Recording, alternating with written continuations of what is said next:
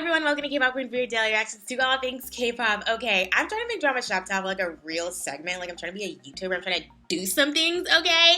So that's why I'm doing this video right now. I actually really enjoy this segment. Another reason why I'm keeping doing it, because I really like to talk about the dramas and all the things that I've seen. So this week, I'm actually not going to talk about a drama, I'm going to talk about a movie I saw, okay? I saw this movie, last week. Yeah, it was very, very recent. I saw it with Lucia. Y'all know her, okay? And we went to go see it together. Thankfully, I live near a CGV. They screen quite a few. I don't know if they do all of them, but I know that they do a lot of the Korean films, and they screen them with the English subtitles, so you can just go instead of watching it on your laptop, okay? Go and support, okay, if you can. Thankfully, I'm able to do that, so that's why I went to go see The Divine Fury. I have been waiting for this movie ever since the trailer first dropped. You know, the little information about it dropped. I was like, I love Park Seo-joon. I'm gonna go see him. I love Woo Do-hwan with all of my heart. Y'all know I go out for him, okay? So I had to go see this movie, okay? So, The Divine Fury. If you haven't heard about it, go and do like a little Google, okay? If you haven't seen it, maybe click out, because it is pretty new. And I'm just going to talk about everything. There's really no way to like not give away spoilers in these things, so click out if you don't want to know, or you can stay and find out and see if you really want to see it. So, like I say, grab your drink, grab your snacks, okay? Today, I'm having an alcoholic beverage because, well, Amber has just left SM, which pretty much confirms we're not getting any more FX comebacks, and I'm sad, and it's really fucking something, okay? I'm not mad at Amber, of course. I'm forever pissed at SM. So, like one of the tweets I retweeted, I'm drinking vodka tonight.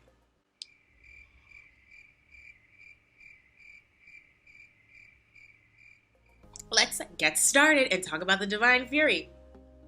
This drink is maybe a little bit stronger than I had intended, but when is it not, okay? There's like a little intro paragraph on Google, and it says, after waking up with mysterious wounds on his hands, a champion fighter finds himself in an otherworldly battle against evil forces that wreak havoc in the human world.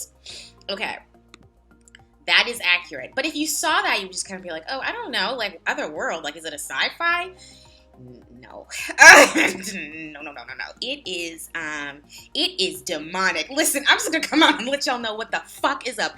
That shit had me spooked in the theater, okay? My church was right down the road. I went to the 1 p.m. to get a cleansing after watching that movie, okay? I said, you know what, Lord? Just give me a little blessing, give me a little covering, keep me safe, be a fence from this little demons, these devils, the devil that y'all, just please cleanse me. Let me just give y'all my like little rundown of what this movie's about. It is starring Park Seo-joon, who is our champion fighter. We watch him sort of struggle with something just really horrible that happened to him as a kid and carried with him up until his adult life. The anger, the hatred that was that built up and caused by this incident carried with him his entire life. And we kind of see it festering and taking over him, right? He's completely changed as a person because of this event. And so we see him sort of go from this very, very happy child with his father, you know, also growing up in the church, starting to figure out like if he believes or not, to a very angry and unfortunately fatherless man who despises God, says he doesn't believe in him at all, just hates him because he wonders why God took his father. And so, basically, the thing that's festering in his life is the demons. It's like speaking to him. They're coming after him. They're like trying to take his body. It seems they're just trying to possess and take him pretty much for one of their own, right? And so he is, I guess, protected by his father, which we'll talk about symbolism and stuff. He's protected by his father. He has on his father's ring, and he has like I guess what did they call it? A stigmata? It's called a stigmata, okay. Which is like the wound of Jesus when he was nailed to the cross, right? So that's what he wakes up with, and now he kind of has like these powers that can essentially like perform exorcisms and like take demons out of people's bodies. So while he is looking, you know, for the answers and stuff, he meets up with a bishop, person, an older man who's been performing exorcisms and like helps him and, you know, tells him everything he needs to know and like, you know, cleanses his house and all that sort of stuff, right? So eventually they team up to sort of perform exorcisms because this man is very old and Park Seo-joon is like, but listen, this motherfucker buff and ready to fight demons, and that's what they do. So they end up fighting demons together, and they have to like fight this one master demon at the end who is played by Woo Do-hwan, and you get just a lot of action, you get a lot of symbolism, you get amazing shots, such amazing acting, amazing storytelling.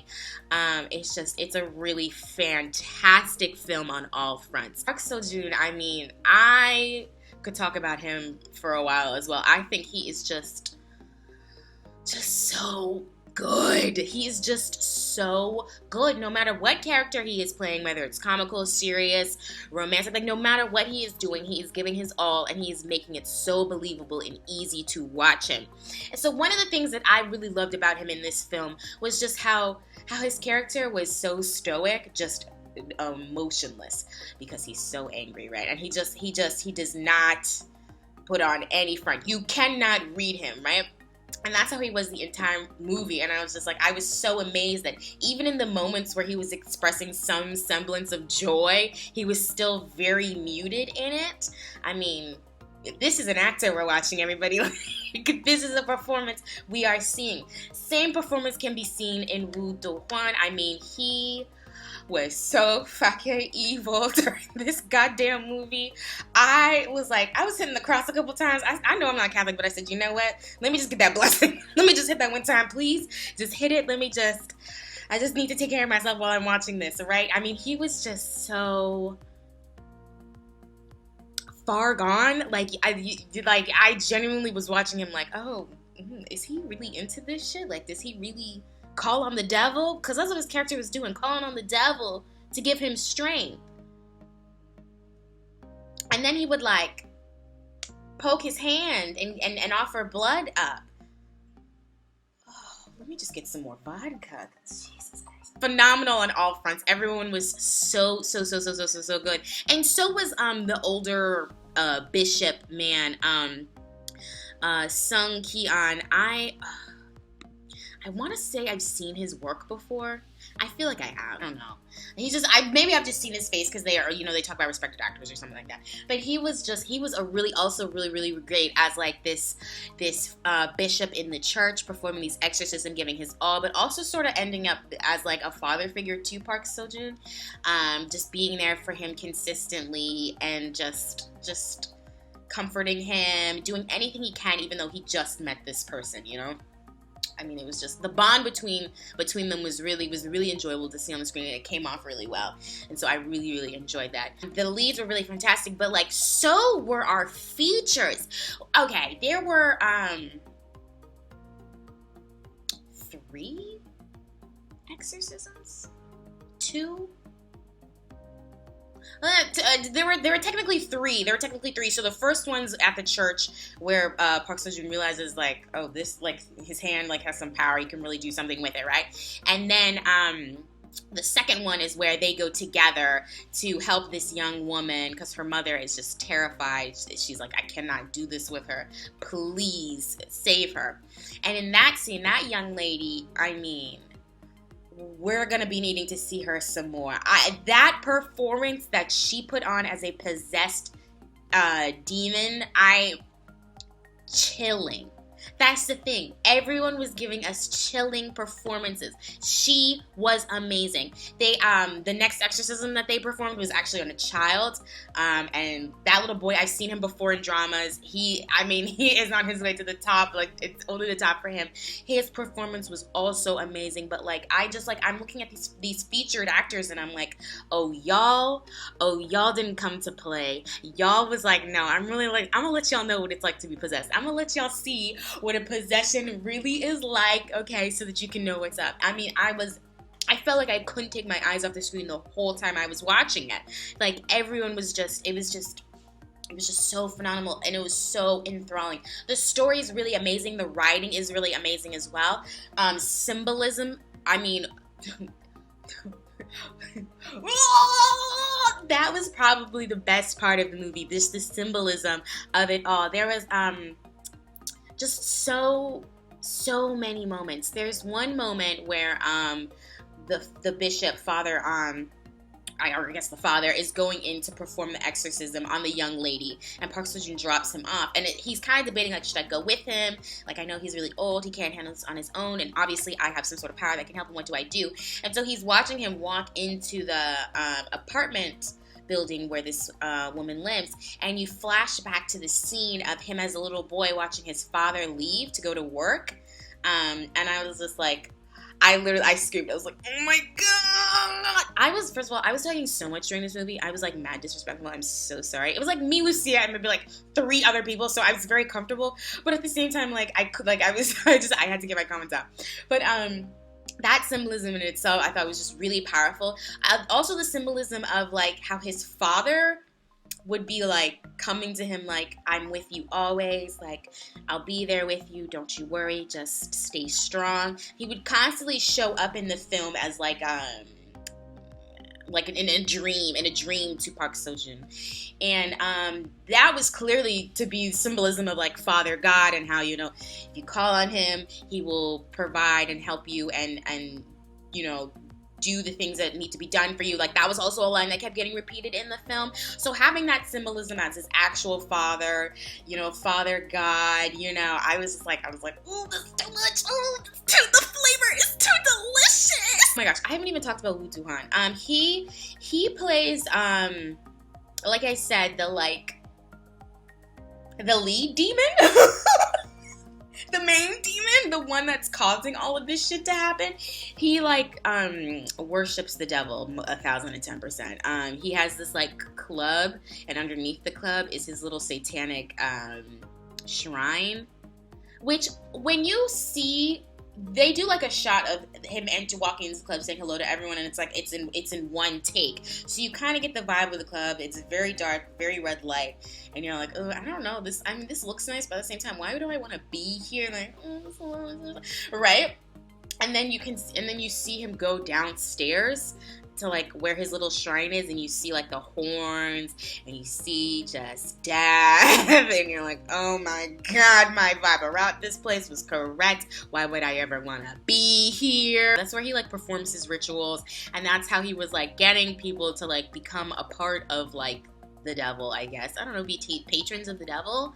I don't know, like, I don't know the term for this, but I just know that this motherfucker had his hand in all that shit, okay? He would, like, actively pray, give up offerings, give human sacrifices.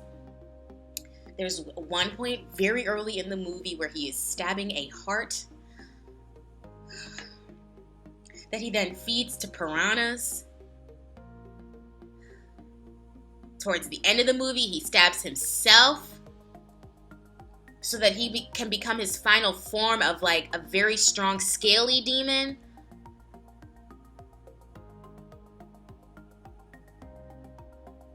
I'm very scared. I'm very, very scared, but I want to see it again. I'm not gonna lie. My first thought was like, after seeing it, I was like, oh, I'm gonna go see this again. There's no question asked, because it was so good. I'm gonna go see it. I'll go to church. I'll hit a cross, and then I'll be fine. That's how I'm gonna do with this movie, right? I think, besides the writing, the acting, it also had a lot of action. There were a lot of stunts done, a lot of really believable, gore, honestly. It was a little gory. I mean, or not gory, graphic. It was graphic. My favorite scene in this really fantastic 666 film was actually after Park Seo-joon and Sung Ki-yeon help the child with the possession. They completely exorcised him, done got the demons out. He, good. He tired, but he's good. And they're like leaving the room, and the kid's at an orphanage, and so everyone at the orphanage sort of is waiting outside the room to see him, and Park Seo-joon walks out, and all you see are these kids and these nuns just like staring at him and just being like, thank you so much. You saved him. You saved us. Like, we owe you, right? And he's like, oh, it's nothing. Like, very stoic, very like, you know, he's a little overwhelmed by all the people, but he's like, it was nothing, right? And then one of the nuns is like, go and hug him. And all these kids like come and pile on him. And you can just sort of see him kind of like smiling. He smiles really for like maybe the second time in the film, right? He just kind of smiles and is like, oh, you're welcome, you know, I'm glad I can help. And it's just kind of this like building onto this idea that like you're not alone, you know, there are people here. We really appreciate you being here and doing things. You're wanted. You know, don't feel so isolated in the world. And I just like, I screamed again because I thought it was so fucking cute. But also I was just like, ooh, get into this meaty stuff.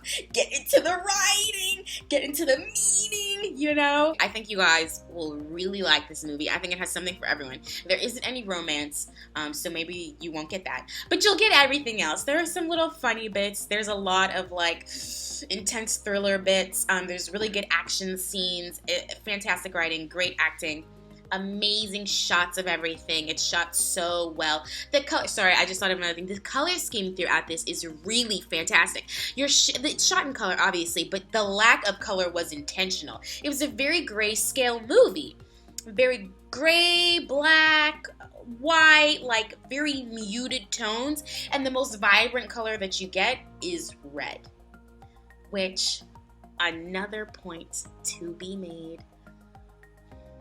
Jason Kim might be a genius. I really think that this should be entered in for an Oscar, and I know it's like, oh, really? Do you think that? Yeah, I really do think that. I think that this movie is something that people need to see. I think it has made its mark. I think it's very, very well done. I think it's a moment in cinematic history, and I think it needs to be shared, and it needs to be awarded. So Jason Kim and the crew, if you guys ever see this, even though I know you won't, please make sure that you submit this for the Oscars. I think you guys have done something so phenomenal, and I think it'd be a shame if it wasn't awarded in every possible sense.